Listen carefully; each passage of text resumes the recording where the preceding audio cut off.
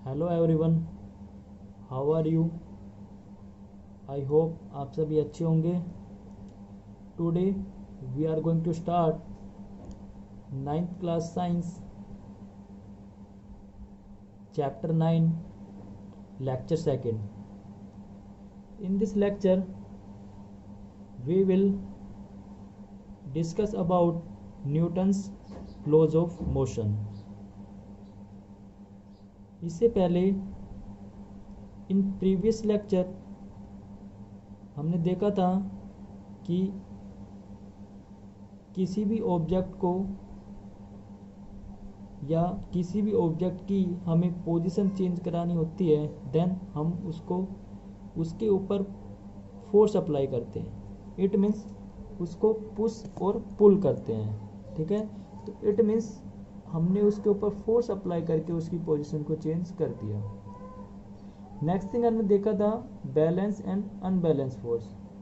Balance force में हमने देखा था कि जो नेट फोर्स है वो इक्वल टू 0 होता है। अनबैलेंस फोर्स के लिए net force not equal to 0 होना चाहिए, ठीक है। जो हमारा यहाँ पे नेक्स्ट टॉपिक है Newton's laws of motion. In this topic we see that कि कोई ऑब्जेक्ट है, उस ऑब्जेक्ट पे फोर्स अप्लाई करते हैं तो उसकी पोजीशन या स्टेट में क्या चेंज आता है। Newton's laws of motion. Newton, Isaac Newton scientist का नेम है जिसने laws of motion and gravitational force के बारे में बताया था। ओके, यहाँ पे न्यूटन ने 3 लॉज के बारे में बताया है, ठीक है। या न्यूटन ने डिस्क्राइब किया है बॉडीज़ के मोशन के बारे में कि कोई बॉडी है उसका मोशन किस टाइप का हो सकता है, ठीक है। इन्हीं लॉज को हम जानते हैं न्यूटन्स लॉ ऑफ मोशन के थ्रू। न्यूटन ने बॉडी के मोशन को डिस्क्राइब करने के लिए 3 लॉज दिए थे, ओके। कि अगर कोई ऑब्जेक्ट मोशन में है देन उस पर क्या क्या कंडीशन अप्लाई हो सकती है, ओके। इन्हीं लॉज को हम क्या बोल देते हैं, न्यूटन्स लॉ ऑफ मोशन। इन 3 लॉज में बेसिकली है क्या, firstly definition of force. Next thing क्या है कि relationship between force applied on a body and state of motion. कि कोई ऑब्जेक्ट है उस पर हम फोर्स अप्लाई करते हैं तो उसकी स्टेट क्या होती है कि वो ऑब्जेक्ट मोशन में रहता है या रेस्ट में रहता है। फर्स्टली हम न्यूटन फर्स्ट लॉ मोशन से स्टार्ट करते हैं। तो देखते हैं कि न्यूटन का फर्स्ट लॉ क्या कहता है। देखो, हमें पता है कि कुछ जो बॉडीज होती है, ठीक है, वो रेस्ट में होती है। यहाँ पे देखो जैसे पेन है ये रेस्ट में है, ओके। अब मैं कोई सेकंड थिंग लेता हूँ, उसको किस में दिखा देता हूँ, मोशन में दिखा देता हूँ, ओके। जैसे सेकंड थिंग है इसको मैं क्या दिखा रहा हूँ, मोशन में दिखा रहा हूँ। तो हमारे अराउंड में कुछ चीज़ें रेस्ट में है, कुछ चीज़ें मोशन में है। देखो अब ये पेन आपको दिख रहा है ये रेस्ट में है, ये रेस्ट में रहेगा। कब तक रहेगा रेस्ट में, जब तक हम इसके ऊपर कोई फोर्स अप्लाई नहीं करते। जैसे जब तक मैं इसके ऊपर कोई फोर्स अप्लाई नहीं करूँगा ये क्या रहेगा, रेस्ट में रहेगा। अब देखो यहाँ पे ये बॉडी है, बुक है, यहाँ पे ये मोशन में है, ठीक है। ये मोशन में रहेगी कब तक, जब तक मैं इस पर कोई एक्सटर्नल अपोजिट फोर्स अप्लाई नहीं कर देता, तब तक ये क्या रहेगी, मोशन में रहेगी, ठीक है। तो न्यूटन का जो फर्स्ट लॉ है वो यही बताता है कि a body at rest will remain at rest, okay. कोई बॉडी अगर रेस्ट में है तो वो रेस्ट में ही रहेगी। And a body in motion will continue in motion, ठीक है। कोई बॉडी अगर मोशन में है तो वो लगातार मोशन में ही रहेगी। कब तक, जब तक हम उस पर कोई एक्सटर्नल फोर्स नहीं लगाते।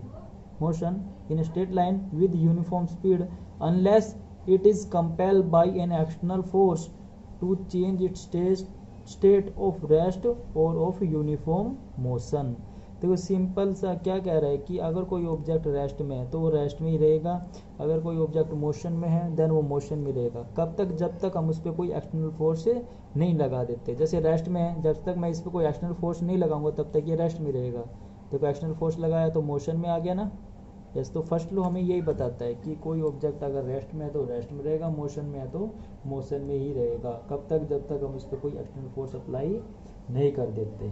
ओके, नेक्स्ट थिंग देखो, जैसे पेन यहाँ पे क्या है, रेस्ट में है। ओके, तो ये रेस्ट में ही रह रहा है, तो इस पेन की ये इनेबिलिटी है, अयोग्यता है कि वो चल नहीं पा रहा है।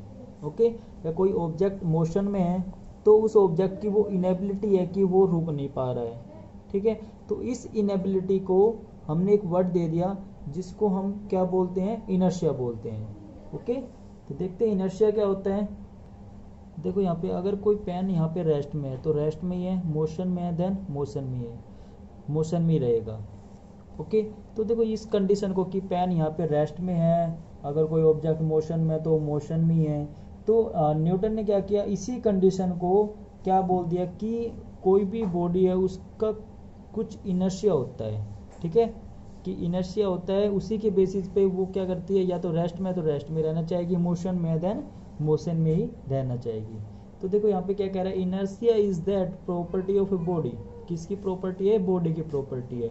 Due to which it resist a change in its state of rest और ऑफ मोशन। ठीक है, इनर्शिया क्या होती है कि एक बॉडी की प्रॉपर्टी है, अगर वो रेस्ट में है तो रेस्ट में ही रहना चाहेगी। ठीक है, इट मीन्स वो चाहेगी कि वो अपनी स्टेट को चेंज ना करे। ठीक है, उसी को क्या बोल देते हैं, इनर्शिया बोल देते हैं। ओके, और इनर्शिया चेंज कब होता है? जब उसके ऊपर हम कोई एक्सटर्नल फोर्स अप्लाई करते हैं। ठीक है, चलो यहाँ पे इनर्शिया के लिए एक एग्जांपल लेते हैं कि इनर्शिया बेसिकली अगर फिजिकल मीनिंग देखें तो होता क्या है। देखो यहाँ पे मेरे पास एक पेन है, इधर यहाँ पे एक बुक है। ओके, हमें इनर्शिया पता है। इनर्शिया क्या होता है कि अगर कोई चीज़ रेस्ट में है तो रेस्ट में रहना चाहेगी। ठीक है, तो देखो फर्स्टली मैं इन दोनों पे फोर्स अप्लाई कर रहा हूँ। हम देखना चाह रहे हैं कि किसका इनर्शिया ज़्यादा है। ठीक है, तो इनर्शिया ज़्यादा किसका होगा? जो अपनी पोजीशन को चेंज ना करे। तो मैं दोनों के ऊपर फोर्स अप्लाई करता हूँ। ठीक है, तो मैं जैसे ही फोर्स लगाता हूँ इनके ऊपर, तो देखो यहाँ पे पेन तो क्या कर रहा है, थोड़ा सा फोर्स लगाया तभी मोशन में हो गया। ओके, बट ये बुक है, मैं इसके ऊपर जो सेम फोर्स, जो इतना फोर्स इस पे लगाया इस पे लगा रहा हूँ, देन ये जो बुक है वो अपनी पोजीशन को चेंज नहीं कर पा रही है। ठीक है, तो इट मीन्स ये ऑब्जेक्ट जो बुक है ये अपनी स्टेट को चेंज नहीं कर रही है, तो इट मीन्स इसका इनर्शिया पेन के रिस्पेक्ट में ज़्यादा है। क्योंकि इनर्शिया की डेफिनेशन यही कहती है कि जिसका जो ऑब्जेक्ट अपनी पोजीशन को चेंज नहीं करता उसको उसी को क्या बोल देते हैं, इनर्शिया बोल देते हैं। ठीक है, तो इस पर सिंपली सा फोर्स लगाया मैंने, तो पेन तो क्या कर रहा है, मूव कर रहा है, तो इट मीन्स इसका इनर्शिया कम है और इसका इनर्शिया ज़्यादा है। ठीक है, बेसिकली जो इनर्शिया है ना उसको हम किससे रिलेट करते हैं, मास से रिलेट करते हैं। कि जो इनर्शिया होता है ना, इनर्शिया डायरेक्टली प्रोपोर्शनल होता है मास के। ठीक है, कोई ऑब्जेक्ट है, उस ऑब्जेक्ट का जितना ज़्यादा मास होता है उतना ज़्यादा क्या होता है, इनर्शिया होता है। देखो यहाँ पे एक बुक है मेरे पास, एक पेन है, तो किसका मास ज़्यादा है? ऑफकोर्स बुक का मास ज़्यादा है, तो इसका इनर्शिया भी ज़्यादा होगा। इट मीन्स हमें इसको अगर मूव कराना है तो इसके ऊपर ज़्यादा फोर्स अप्लाई करना पड़ेगा। ओके, एक एग्जांपल और देखो कि हमारे पास एक टॉय कार है। ठीक है, खिलौने वाली जो कार होती है वो, एक हमारे पास बड़ी कार है। ठीक है, तो दोनों कार पे हम क्या करते हैं, पुश कराते हैं। तो दोनों कार को पुश कराएंगे तो हमें पता है कि जो खिलौने वाली कार है वो आराम से पुश हो जाएगी, बट जो बड़ी वाली कार, देन जो बड़ी वाली कार है उसका मास ज़्यादा है, तो उसको अगर हमें पुश कराना है तो ज़्यादा फोर्स लगाना पड़ेगा। ठीक है, तो जिसका जितना ज़्यादा मास है उसका उतना ज़्यादा इनर्शिया हो जाएगा। इट मीन्स बड़ी वाली कार का इनर्शिया ज़्यादा होगा। ओके, आई होप इनर्शिया वाला जो ये कॉन्सेप्ट आपको समझ आया होगा कि जितना मास ऑब्जेक्ट का ज़्यादा होता है उतना ज़्यादा उसका इनर्शिया होगा। ओके, लेट अस सपोज कि मेरे पास कोई 1 किलोग्राम की बॉडी है। ठीक है, सेकंड मेरे पास 20 किलोग्राम की कोई बॉडी है। ठीक है, तो अगर मैं पूछता हूँ कि किसका इनर्शिया ज़्यादा होगा, तो ऑफकोर्स जिसका मास ज़्यादा होगा उसका इनर्शिया ज़्यादा होगा। तो कौन सी बॉडी का इनर्शिया ज़्यादा होगा, 20 kg वाली बॉडी का इनर्शिया ज़्यादा हो जाएगा। ओके, यहाँ पे जो न्यूटन का जो फर्स्ट लॉ है उसको काफ़ी time Galileo laws of motion भी बोल देते हैं, क्योंकि फर्स्टली गैलीलियो ने बताया था कि अगर कोई ऑब्जेक्ट रेस्ट में है तो रेस्ट में रहेगा, ऑब्जेक्ट मोशन में है तो मोशन में रहेगा, बट उसका रीज़न नहीं बता पाया कि ऐसा क्यों हो रहा है। ओके, तो उसके बाद फिर कौन आया, न्यूटन आया। न्यूटन ने आराम से इस चीज़ को क्लासीफाई कर दिया।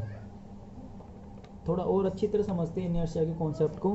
देखो यहाँ पे एक ग्लास है, ग्लास के ऊपर क्या रखा हुआ है, एक पेपर रखा हुआ है, ठीक है। पेपर के ऊपर यहाँ पे एक कॉइन रख दिया, कॉइन रखा हुआ है। अगर कॉइन के ऊपर मैं कॉइन स्टार्टिंग में रेस्ट पे है, ओके। नेक्स्ट थिंग, अगर मैं यहाँ पे जो पेपर स्ट्रिप रखी हुई है, इस पेपर स्ट्रिप को फोर्स अप्लाई करता हूँ तो क्या होगा, जैसे ही मैं इस पेपर स्ट्रिप पे फोर्स अप्लाई करूँगा तो क्या होगा कि जो ये पेपर है ये इधर निकल जाएगा, क्योंकि मैंने इस पे इधर फोर्स लगाया है। और जो कॉइन है वो क्या होता है, यहीं पे रह के गिलास के इनसाइड चला जाता है। ऐसा क्यों, ये जो कॉइन है ये पेपर के साथ इधर आगे की तरफ क्यों नहीं गया, क्योंकि जो कॉइन है उसका कुछ सम इनर्शिया है कि अगर वो रेस्ट में है तो क्या कर रहा है, रेस्ट में ही रहना चाह रहा है, क्योंकि हमने जो फोर्स है वो किस पे अप्लाई किया है, इस पेपर स्ट्रिप पे अप्लाई किया है, ठीक है। तो जो कॉइन है वो रेस्ट में ही रहना चाह रहा है, तो ड्यू टू इनर्शिया, इनर्शिया की वजह से क्या होता है, ये कॉइन इस ग्लास के अंदर ही रह जाता है, इट मीन्स यहीं पे रह जाता है। ये जो कॉइन है वो इस स्ट्रिप के साथ आगे की तरफ नहीं जाता। तो इनर्शिया की काफ़ी एग्जाम्पल है, जैसे आप लोग बस में जा रहे हो, ठीक है। स्टार्टिंग में बस है वो क्या कह रही है, चल रही है, ठीक है, कुछ मोशन में बस। अब जैसे ही बस ब्रेक लगाती है तो क्या होता है कि जो आपका, hello everyone, how are you, I hope आप सभी अच्छे होंगे। Today we are going to start 9th class science chapter 9 lecture 2nd. In this lecture we will discuss about Newton's laws of motion. इससे पहले इन प्रीवियस लेक्चर हमने देखा था कि किसी भी ऑब्जेक्ट को या किसी भी ऑब्जेक्ट की हमें पोजीशन चेंज करानी होती है, देन हम उसको उसके ऊपर फोर्स अप्लाई करते हैं। इट मीन्स उसको पुश और पुल करते हैं, ठीक है। तो इट मीन्स हमने उसके ऊपर फोर्स अप्लाई करके उसकी पोजीशन को चेंज कर दिया। नेक्स्ट थिंग हमने देखा था balance and unbalance force. Balance force में हमने देखा था कि जो नेट फोर्स है वो इक्वल टू 0 होता है, अनबैलेंस फोर्स के लिए net force not equal to 0 होना चाहिए, ठीक है। जो हमारा यहाँ पे नेक्स्ट टॉपिक है Newton's laws of motion. In this topic we see that कि कोई ऑब्जेक्ट है, उस ऑब्जेक्ट पे फोर्स अप्लाई करते हैं तो उसकी पोजीशन या स्टेट में क्या चेंज आता है। Newton's laws of motion, Newton, Isaac Newton scientist का नेम है जिसने laws of motion and gravitational force के बारे में बताया था, ओके। यहाँ पे न्यूटन ने 3 लॉज के बारे में बताया है, ठीक है। या न्यूटन ने डिस्क्राइब किया है बॉडीज़ के मोशन के बारे में कि कोई बॉडी है उसका मोशन किस टाइप का हो सकता है, ठीक है। इन्हीं लॉज को हम जानते हैं न्यूटन्स लॉ ऑफ मोशन के थ्रू। These 3 laws of motion gives precise definition of force and also gives the relation between force and state of motion.